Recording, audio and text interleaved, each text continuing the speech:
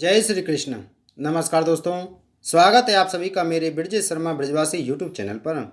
दोस्तों, आज से हम गरुड़ पुराण की कथा शुरू कर रहे हैं। दोस्तों, पितृपक्ष यानी श्राद्ध पक्ष में गरुड़ पुराण की कथा जरूर सुननी चाहिए।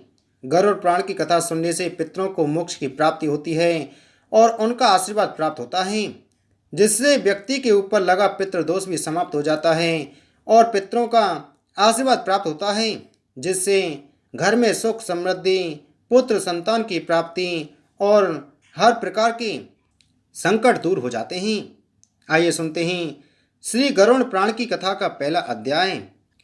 भगवान विष्णु तथा गरुड़ के संवाद में गरुड़ पुराण पापी मनुष्यों की इस लोक तथा परलोक में होने वाली दुर्गति का वर्णन, 10 गात्र के पिंडदान से यातना देह का निर्माण, धर्म की जिसका सुदृढ़ मूल है, वेद जिसका स्कंद तना है, पुराण रूपी शाखाओं से जो समृद्ध है, यज्ञ जिसका पुष्प है और मोक्ष जिसका फल है, ऐसे भगवान मधुसूदन रूपी पादप जैसे वृक्ष सबको आश्रय देता है, वैसे ही भगवान भी अपने चरणारविंद में आश्रय देकर सबकी रक्षा करते हैं। इसलिए भगवान मधुसूदन को यहाँ पादप वृक्ष की उपमा दी गई है। कल्प वृक्ष की जय हो। देव क्षेत्र नैमिषारण्य में स्वर्ग लोक की प्राप्ति की कामना से शौनक आदि ऋषियों ने एक बार सहस्त्र वर्ष में पूर्ण होने वाला यज्ञ प्रारंभ किया। एक समय प्रातः काल के हवन आदि कृत्यों को संपादन करके उन सभी मनुष्यों ने सत्कार किए गए। आसनासीन सूत जी महाराज से आदर पूर्वक यह पूछा। ऋषियों ने कहा, हे सूत जी महाराज, आपने सुख देने वाले देव मार्ग का सम्यक निरूपण किया है। इस समय हम लोग भयावह यम मार्ग के विषय में सुनना चाहते हैं। आप सांसारिक दुखों को और उस कलेश के विनाशक साधन को तथा इस लोक और परलोक के कलेशों को यथावत वर्णन करने में समर्थ हैं, अतः उसका वर्णन कीजिए। सूत जी बोले, हे मुनियों, आप लोग सुने। मैं अत्यंत दुर्गम यम मार्ग के विषय में कहता हूँ, जो पुण्यात्मा जनों के लिए सुखद और पापियों के लिए दुखद है। गरुड़ जी के पूछने पर भगवान विष्णु ने उनसे जैसा कुछ कहा था, मैं उसी प्रकार आप लोगों के संदेह की निवृत्ति के लिए कहूँगा। किसी समय बैकुंठ में सुखपूर्वक विराजमान परम गुरु श्री हरि से विनीता पुत्र गरुड़ जी ने विनय से झुककर पूछा। गरुड़ जी ने कहा, हे देव, आपने भक्ति मार्ग का अनेक प्रकार से मेरे समक्ष वर्णन किया है और भक्तों को प्राप्त होने वाली उत्तम गति के विषय में भी कहा है। अब हम भयंकर यम या मार्ग के विषय में सुनना चाहते हैं। हमने सुना है कि आपकी भक्ति से विमुख प्राणी वहीं नरक में जाते हैं। भगवान का नाम सुगमता पूर्वक लिया जा सकता है। जिह्वा प्राणी के अपने बस में है तो भी लोग नरक में जाते हैं। ऐसे अधम मनुष्यों को बार बार धिक्कार है। इसलिए हे भगवान, पापियों को जो गति प्राप्त होती है तथा यम मार्ग में जैसे वे अनेक प्रकार के दुख प्राप्त करते हैं, उसे आप मुझसे कहें। श्री भगवान बोले, हे पक्षेंद्र, सुनो, मैं उस यम मार्ग के विषय में कहता हूँ, जिस मार्ग से पापी जन नरक की यात्रा करते हैं और जो सुनने वालों के लिए भी भयावह है। हे ताक्ष, जो प्राणी सदा पाप परायण है, दया और धर्म से रहित हैं, जो दुष्ट लोगों की संगति में रहते हैं, सतशास्त्र और सत्संगति से विमुख हैं, जो अपने को स्वयं प्रतिष्ठित मानते हैं, अहंकारी हैं तथा धन और मान के मद से चूर हैं, आसुरी शक्ति को प्राप्त हैं तथा दैवी संपत्ति से रहित हैं, जिनका चित्त अनेक विषयों में आसक्त होने से भ्रांत है, जो मोह के जाल में फंसे हैं और कामनाओं के भोग में ही लगे हैं, ऐसे व्यक्ति अपवित्र नरक में गिरते हैं। जो लोग ज्ञानशील हैं, वे परम गति को प्राप्त होते हैं। पापी मनुष्य दुख पूर्वक यम यातना प्राप्त करते हैं। पापियों को इस लोक में जैसे दुख की प्राप्ति होती है और मृत्यु के पश्चात वे जैसे यम यातना को प्राप्त होते हैं, उसे सुनो। यथोपार्जित पुण्य और पाप के फलों को पूर्व में भोगकर कर्म के संबंध से उसे कोई शारीरिक रोग हो जाता है। आदि मानसिक रोग और व्याधि शारीरिक रोग से युक्त तथा जीवन धारण करने की आशा से उत्कंठित उस व्यक्ति की जानकारी के बिना ही सर्प की भांति बलवान काल उसके समीप आ पहुंचता है। उस मृत्यु की संप्राप्ति की स्थिति में भी उसे वैराग्य नहीं होता। उसने जिनका भरण पोषण किया था उन्हीं के द्वारा उसका भरण पोषण होता है। वृद्धावस्था के कारण विकृत रूप वाला और मरणाविमुख वह व्यक्ति घर में अवमाननापूर्वक दी हुई वस्तुओं को कुत्ते की भांति खाता हुआ जीवन व्यतीत करता है। वह रोगी हो जाता है, उसे मंदाग्नि हो जाती है और उसका आहार तथा उसकी सभी चेष्टाएं कम हो जाती हैं।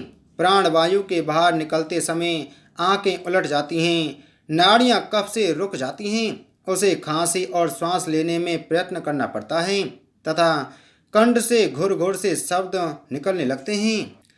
चिंतामग्न स्वजनों से घिरा हुआ तथा सोया हुआ वह व्यक्ति कालपास के वशीभूत होने के कारण बुलाने पर भी नहीं बोलता।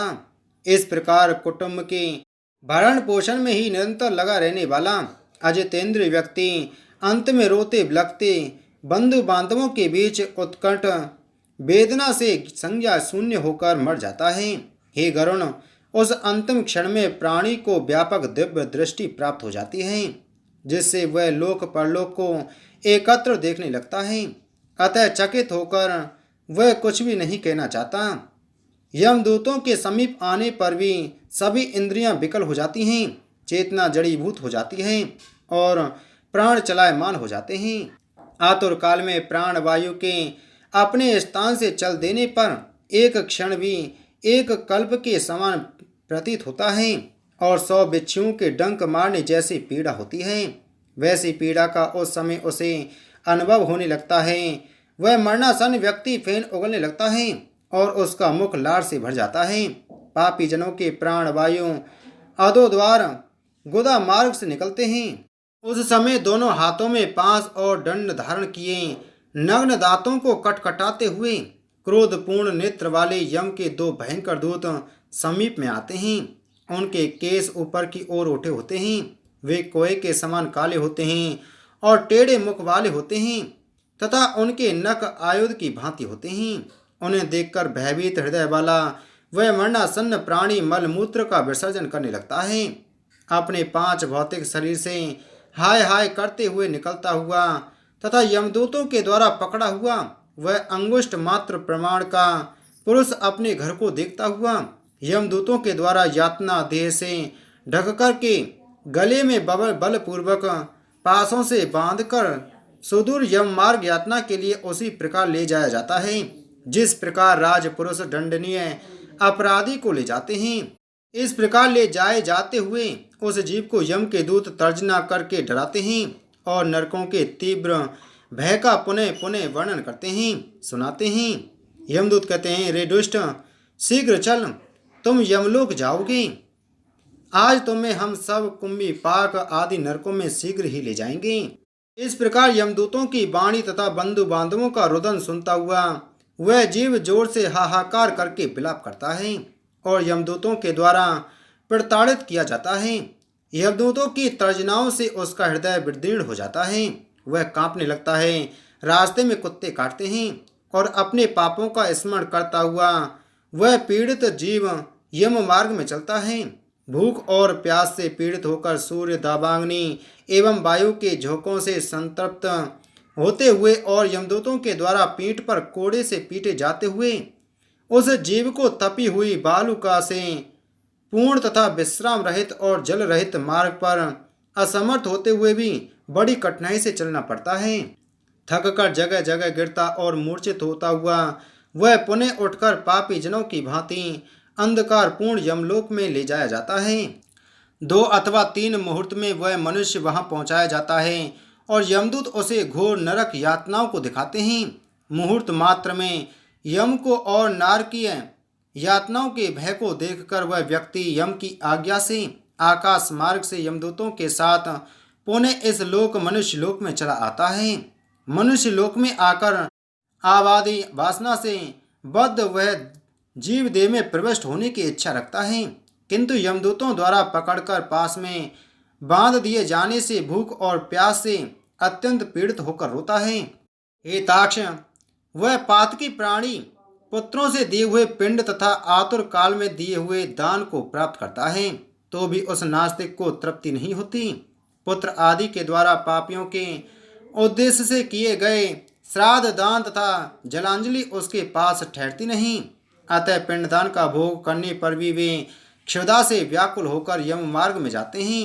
जिनका पिंडदान नहीं होता वे प्रेत रूप में होकर कल्प पर्यंत निर्जन वन में दुखी होकर भ्रमण करते रहते हैं। सैकड़ों करोड़ कल्प बीत जाने पर भी बिना भोग किए कर्म फल का नाश नहीं होता, और जब तक वह पापी जीव यातनाओं का भोग नहीं कर लेता तब तक उसे मनुष्य शरीर भी प्राप्त नहीं होता। हे पक्षी, इसलिए पुत्र को चाहिए कि वह 10 दिनों तक प्रतिदिन पिंडदान करें। हे पक्षी श्रेष्ठ, वे पिंड प्रतिदिन 4 भागों में विभक्त होते हैं। उनमें से 2 भाग को प्रेत के देह के पंचभूतों की पुष्टि के लिए होते हैं, तीसरा भाग यमदूतों को प्राप्त होता है और चौथे भाग से उस जीव को आहार प्राप्त होता है। 9 रात दिनों में पिंड को प्राप्त करके प्रेत का शरीर बन जाता है और 10वें दिन उसमें बल की प्राप्ति होती है। हे खग, मृत व्यक्ति के देह के जल जाने पर पिंड के द्वारा पुनः 1 हाथ लंबा शरीर प्राप्त होता है, जिसके द्वारा वह प्राणी यमलोक के रास्ते में शुभ और अशुभ कर्मों के फल को भोगता है। पहले दिन जो पिंड दिया जाता है उससे उसका सिर बनता है। दूसरे दिन के पिंड से ग्रीवा, गर्दन और स्कंद, कंधे तथा तीसरे पिंड से हृदय बनता है। चौथे पिंड से पृष्ठभाग, पीठ, 5वें से नाभि, 6ठे तथा 7वें पिंड से क्रमशः कटी, कमर और गुदांग उत्पन्न होते हैं। 8वें पिंड से उरु, जांघें और 9वें पिंड से जानु, घुटने तथा पैर बनते हैं। इस प्रकार 9 पिंडों से देह को प्राप्त करके 10वें पिंड से उसकी क्षुधा और तृष्णा, भूख प्यास ये दोनों जागृत होती हैं। इस पिंडज शरीर को प्राप्त करके भूख और प्यास से पीड़ित जीव 11वें तथा 12वें 2 दिन भोजन करता है। 13वें दिन यमदूतों के द्वारा बंदर की तरह बंधा हुआ वह प्राणी अकेला उस यम मार्ग में जाता है। हे खग, मार्ग में मिलने वाली वैतरणी को छोड़कर यमलोक के मार्ग की दूरी का प्रमाण 86,000 योजन है। वह प्रेत प्रतिदिन रात दिन में 247 योजन चलता है। मार्ग में आए हुए इन 16 पुरों नगर को पार करके पातकी व्यक्ति धर्मराज के भवन में जाता है। पहला सौम्यपुर, दूसरा सौरीपुर, तीसरा नगेंद्र भवन, चौथा गंधर्वपुर, 5वां शैलागम, 6ठा क्रौचपुर, 7वां क्रूरपुर, 8वां विचित्र भवन, 9वां बभ्यापदपुर, 10वां दुखदपुर, 11वां नाना क्रंदपुर, 12वां सुतप्त भवन, 13वां रौद्रपुर, 14वां पयोवर्षणपुर, 15वां सीताडच्यपुर तथा 16वां बहुभीतिपुर को पार करके इनके आगे यमपुरी में धर्मराज का भवन स्थित है। यमराज के दूतों के पासों से बंधा हुआ पापी जीव रास्ते भर हाहाकार करता रोता हुआ अपने घर को छोड़ करके यमपुरी को जाता है। इस प्रकार गरुण पुराण के अंतर्गत सारोद्वार में पापियों के श्लोक तथा परलोक के दुख का निरूपण नामक पहला अध्याय पूर्ण हुआ। बोलो विष्णु भगवान की जय।